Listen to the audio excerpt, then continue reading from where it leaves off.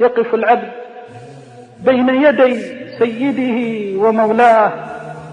يناديه رباه رباه، يناديه بعد الذنوب والخطايا والعيوب والرزايا، وقد أقضت مضجعه وآلمته وأكربته، فلم يجد ملجأ ومنجا إلا إلى الله، فيقف بين يدي الله وقد أحزنته ذنوبه وأهمته عيوبه وأسرته خطاياه، بعد أن ذهبت اللذة وانقضت الشهوة وأعقبها العذاب والهوان، وأصابته بلية المعصية من فقر في يديه وسوء في حاله ومرض في بدنه، وأحاط به ضيق المعاصي وآلمته وأقضت مضجعه وأقلقته. عندها نظر يمينا وشمالا فإذا بالنفس الأمارة بالسوء قد خذلته، وإذا بالشيطان المريد قد خذله، فلم يجد إلا ربه لكي يقف بين يديه معتذرا، ويقف بين يديه نادما تائبا منكسرا، فينادي ربه من صميم قلبه وفؤاده، وهو يعتقد أنه لا أرحم من الله بخلقه. ينادي ربه وهو على يقين أن الله أحلم وأرحم، وأن الله أوفى وأكرم، وأنه إن كانت ذنوبه كبيرة فالله أكبر من كل شيء، وإن كانت عيوبه كثيرة فالله أرحم وهو الغفور الحليم.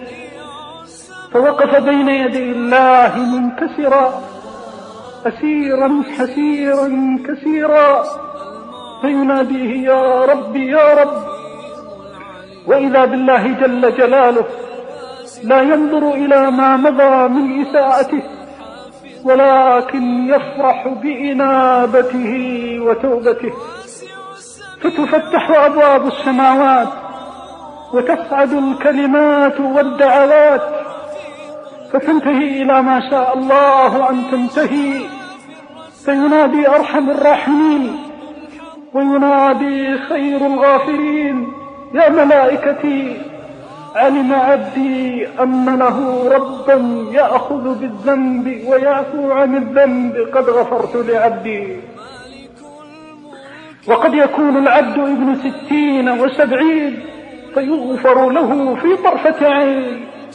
فيتولى الشيطان يحث التراب يقول يا ويلي أغويته من 60 و70 غفر له في طرفة عين. فإذا غفرت الذنوب وسترت العيوب وزالت الخطايا فرح العبد بتوبة ربه عليه، ورأى بشائر فضله وإحسانه أمامه وبين يديه،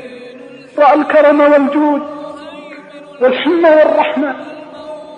فازداد فرحا بالله وإنابة إلى الله وثقة بالله جل جلاله، وأصبح لسان حاله يقول يا رب أسأت فيما مضى فأحسن لي فيما بقي من عمري، وأحسن لي فيما بقي من أجلي، فتغشته سحائب المغفرات، وأفاض الله عليه جميل وجزيل الرحمات، ففتح في وجهه أبواب البر، فانطلق ذلك العبد الموفق إلى أبواب الخير والطاعات، فرحا بتوبة ربه عليه وإنابته وإحسانه إليه.